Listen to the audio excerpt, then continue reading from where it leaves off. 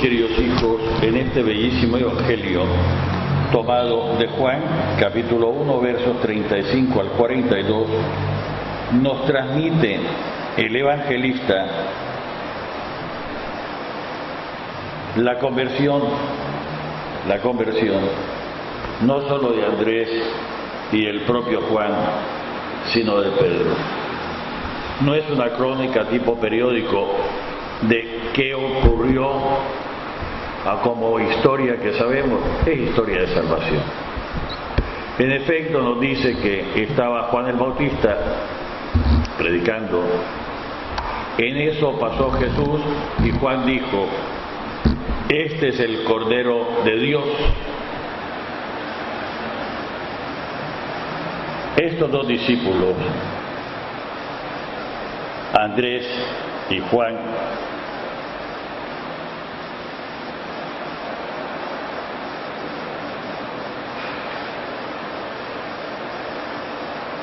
comenzaron a seguir a Jesús. Y Jesús les preguntó: ¿qué quieren? Ellos le preguntaron: ¿dónde viví? Y la respuesta, que parece ingenua, y el diálogo que parece ingenuo, pero es tremendamente profundo, es la pregunta sobre Dios. Y la respuesta sobre Dios no es teórica, es práctica. Vengan y vean. Vengan y vean. Nos hace ver Juan, con la gentileza de quien traduce, que está por terminar el día. Nos dice que es las 4 de la tarde. Recuerden que para el judío el día termina con el atardecer, no como nosotros, que termina a las 12 de la noche. Entonces está por terminar el día. Lo acompañaron, se quedaron con él. Experimentaron la cercanía con Jesús, vieron, oyeron, tocaron. Por lo tanto, no es una experiencia intelectual, sino una experiencia existencial. Como consecuencia, Andrés, cuando regresa a donde está, al primero que se encuentra es a su hermano. Y le dice: hemos encontrado al maestro. Y agarra a Simón, a su hermano, lo lleva ante Jesús. Y Jesús clava la mirada en Simón y le dice: tú eres Simón, hijo de Juan, a partir de hoy te vas a llamar Kefas, la escogencia con alguien sobre el cual va a construir la iglesia. Cuando a veces nos complicamos sobre qué cosa es evangelizar. Evangelizar es llevar la presencia de la persona ante el Señor. Punto. Y cuando a veces nos complicamos de cuál es el discurso, el chagüite que le voy a decir, la esencia del Evangelio es la declaración de amor de Dios. Te quiero, no por lo bueno que sea, sino a pesar de todo lo malditazo que sos, te quiero, y porque te quiero te doy la posibilidad de cambiar. Tienes que colaborar, ciertamente. Padre, ¿qué está diciendo? Esta es la esencia del Evangelio, de la buena noticia. El amor infinito de Dios a nosotros que no somos buenos. Y mejor que a nadie se le ocurra decir que él es bueno y que no tiene pecado, porque Juan le va a decir: haces mentiroso a Dios, incluso. Y se encargaría Juan de hacerle ver por qué no es buena la persona que se cree ya santa en el cielo. Todos somos necesitados de purificación, de salvación. Algunos un poquito más que otros, pero todos. Y aceptar al Señor, quiero unirlo con la primera lectura de hoy, es comenzar a practicar la santidad. Es todo un ejercicio. Y santidad en sentido estricto es distinto. ¿Por qué nosotros los cristianos no nos aplicamos que el que tiene más galillo traga más pinol? Y el que lo haga sepa que cae en pecado. Porque somos distintos. Porque nuestro Señor Jesucristo no lo hizo. ¿Por qué nosotros los cristianos, los que practicamos la justicia, no nos aprovechamos del poder que tenemos? Algunos tienen más, otros tienen menos. ¿Por qué no nos aprovechamos? Porque seguimos a Jesús, que no vino a ser servido, sino a servir. Padre, yo no lo hago así. ¿Sabes que te tenés que convertir? ¿Sabes que en eso no estás practicando la justicia? Padre, pero usted está equivocado. No, el que quiera ser grande entre ustedes, que se haga el servidor de los demás, es la orientación de Jesús. Y con su ejemplo bellísimo, el Jueves Santo le lava los pies a sus discípulos. Bellísimo ejemplo. Padre, pero es que yo creía, pues estabas equivocado o estabas equivocada. ¿Qué cosa es practicar la justicia? Hacer cosas diferentes, hacer las cosas diferentes a como vemos que se hacen en el mundo. Y si en el mundo hay mucho chisme, yo siguiendo el consejo de Santiago, controlo mi lengua. Y si yo veo en el mundo que el que tiene la oportunidad se aprovecha, yo no lo hago. ¿Por qué? Porque estoy practicando la justicia. ¿Y por qué practico la justicia? Si parece juego de palabras, porque me digo seguidor de Jesús. Y el seguidor, el discípulo de Jesús, procura ser como su maestro. Él es el que nos enseña. Y nos enseña ciertamente con su palabra, pero nos enseña también con su lenguaje corporal, con sus actitudes profundas. ¿Por qué yo no ando hipócritamente diciéndome que no me junto con la chusma, como le dicen en esta serie cómica, no te juntes con la chusma, que le dicen, y sale chusma, chusma, chusma? ¿Por qué considero que los demás son mis hermanos? Más aún, si humanamente pienso que alguien está malísimo, tendría que sentir en mi corazón el llamado que me hace el Señor para llevarlo a presencia del Señor, como hizo Andrés con su hermano Simón. Y esto es evangelizar. Ay, Padre, si viera, si algunas veces nos dejamos comer el coco de un montón de cosas. Déjenme hacerles una pregunta retórica. ¿Qué es lo que la Iglesia no puede perdonar?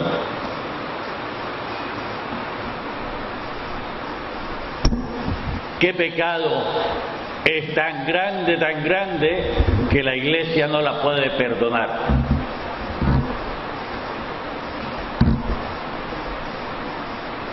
Ninguno. Si hablamos como habla el mundo por poder, tenemos las llaves del reino de los cielos.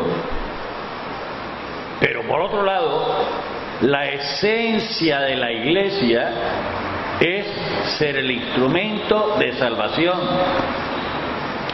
Somos la presencia de Dios al servicio de los hombres. Por lo tanto, no hay pecado tan grande tan horrible que la Iglesia no pueda perdonar y que la Iglesia no le ofrezca el perdón.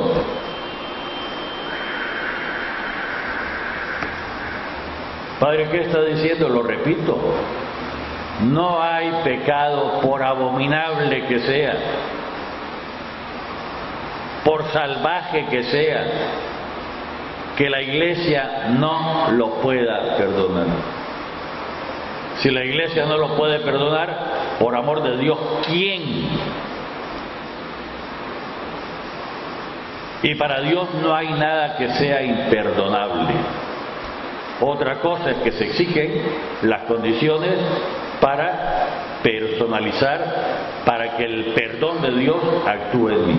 Eso es otra cosa. Más aún, el perdón en nuestra conciencia tendría que ser primero y por delante. Otra cosa es que no se aplique el perdón hasta que la persona en concreto ponga las condiciones para recibir el perdón. Padre, ¿qué está diciendo? Somos iglesia. Somos la presencia de Dios para salvar al mundo. Y al mundo se le salva ofreciéndole el perdón. Padre, que no lo ha pedido, no le beneficia, pero en tu corazón y en tu mente tenés que estar seguro que el perdón se lo tenés que ofrecer primero y por delante, porque así actuó Dios con nosotros. Cuando todavía éramos enemigos de Él, que ni lo conocíamos, ¿qué? Nos envió a su Hijo para que nos perdonara. Lo asesinamos, lo matamos, y el Hijo encontró una excusa para invocar ante el Padre: perdónalo, no saben lo que hacen. El perdón Dios lo tiene primero y por delante. Cuando alguien nos haga cualquier cosa, pero tenemos que practicar el perdón, ¿no? Tenemos que estar seguros de nosotros mismos que lo vamos a perdonar. Y el otro tiene que saber que nuestro perdón para su sanganada es primero y por delante. Otra cosa distinta es que no le aproveche hasta que no cumpla las condiciones para recibir el perdón. Padre, ¿qué está diciendo? Pues sí, nuestra vida sería bastante más tranquila, más agradable, si nos convenciéramos de eso y nos olvidáramos que esto no se lo puedo perdonar. ¿Quién somos para retener el perdón de Dios si querés ser discípulo de Dios, si querés practicar la santidad? Padre, pero es imperdonable. Sí, es imperdonable para los hombres, pero para el Dios que vive en nosotros, que es imposible. Otra cosa es que tiene que hacer su examen de conciencia bien hecho, tiene que tener su dolor de los pecados, saber que hizo una sanganada, proponerse no solo no volverlo a hacer, sino reparar los efectos de su pecado, decir el pecado y cumplir la penitencia, para que el perdón le pueda aprovechar. Padre, si son las mismas condiciones para confesarse, bendito sea Dios que te está dando cuenta. No puede haber una ley, una forma de actuar para yo cuando me arrepiento y para el otro que no soy yo, que no lo quiero perdonar. Somos cristianos, seguidores, discípulos del Señor. Padre, es que el perdón es borrón y cuenta nueva. No, no es cierto. Lo repito, Padre, es que el perdón es borrón y cuenta nueva. No, no es cierto.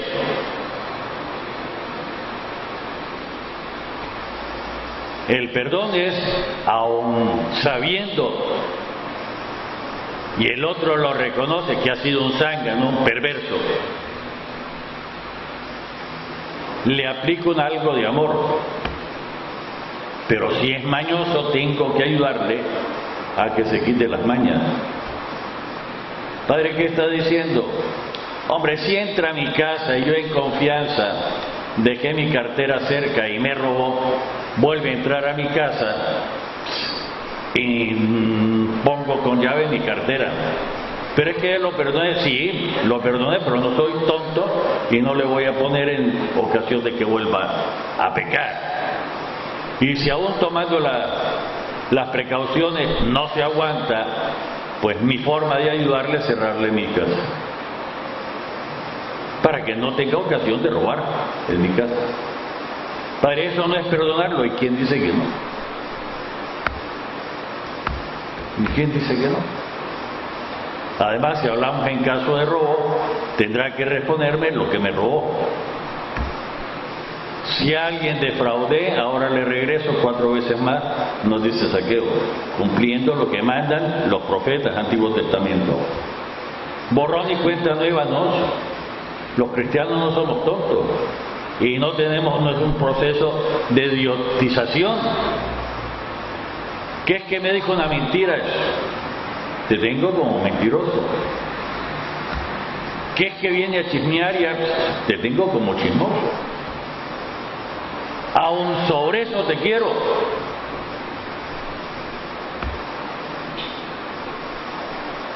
Padre, ¿qué está diciendo? Esta es la dimensión del perdón. Pero como te quiero ayudar a cambiar. Por eso la alcahuetería no es amor.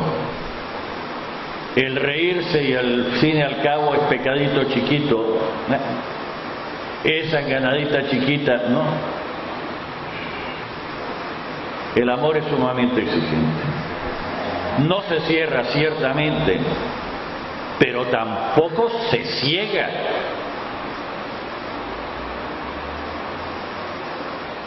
Tampoco se ciega.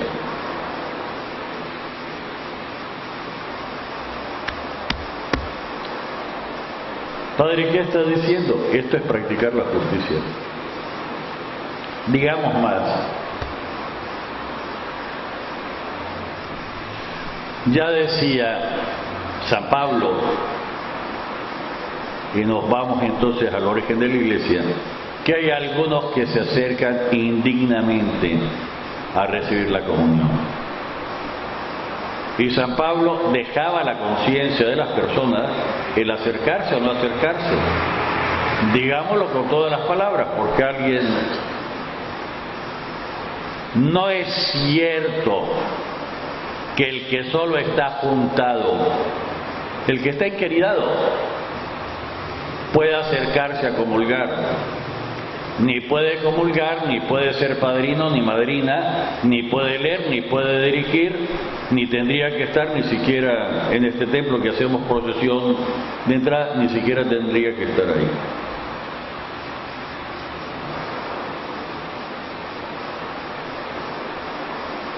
No tendría que estar. El que está divorciado y se ha vuelto a casar, o solo está casado por lo civil, lo mismo. ¿Y a quién le toca? A la propia conciencia. Le decía hace no mucho tiempo, qué escándalo si los curas en toda la misa le dijéramos, recuerden, el que está enqueridado no puede comulgar, sería ofender a los que están. Díganme que si no. Lo mismo que si les dijera, el que es zángano o ladrón no puede comulgar. Ustedes se sentirían ofendidos. Queda la conciencia de cada persona que sabe que no puede comulgar el no ponerse en la fila. Y queda al auxilio, ¿cómo no?, de los feligreses el recordarles sin hacer escándalo, acordate que vos no podés comulgar.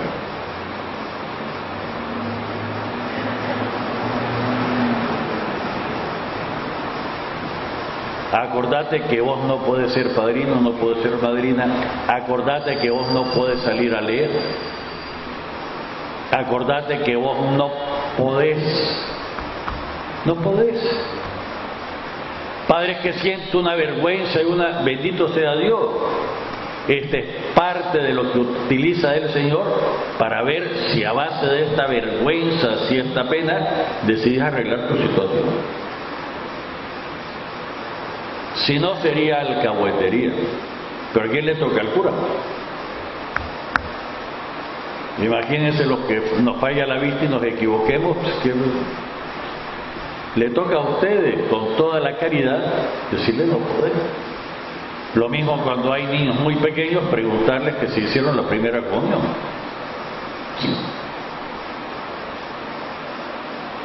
O como cuando entra, no lo toquen a ustedes mucho, cuando nos entra el niño yo le tengo que preguntar algunas veces,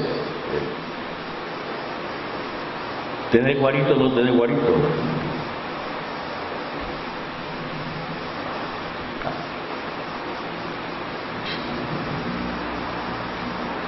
Padre, ¿y esto por qué? Porque esto es lo que nos dice la Iglesia.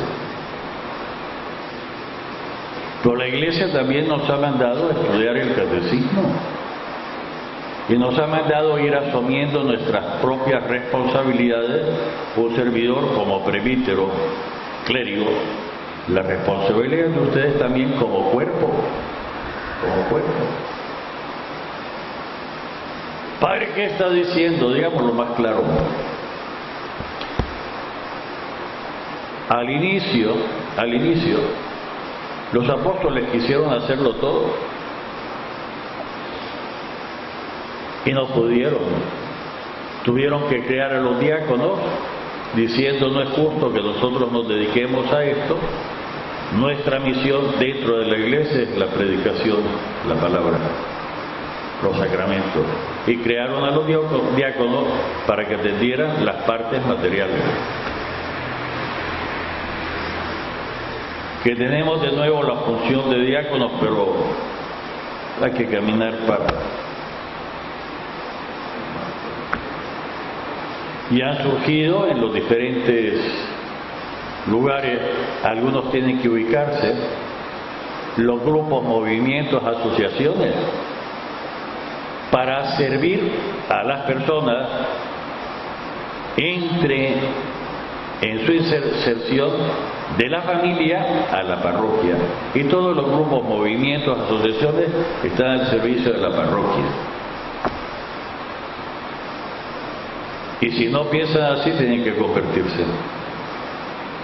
Y los que no somos parroquias, como este templo que es filial, habrá que decirlo adaptando lo que hay que adaptar. Pero no es posible que un grupo, que un movimiento piense que la parroquia esté al servicio de ellos. Sería una abominación. ¿Y por qué no se dice más claro? A los dirigentes a nivel mundial se les ha dicho con toda claridad. Pero esta conversión tiene que bajar. Padre, que lean por amor de Dios los documentos del CELAM de Santo Domingo. Es doctrina de iglesia. Pero la conversión no solo es personal, la conversión también es colectiva. Y los grupos, movimientos, parroquias, diócesis tienen que convertirse. Y en conversión constante es practicar la justicia que nos decía la primera lectura. En el nombre del Padre, del Hijo y del Espíritu Santo.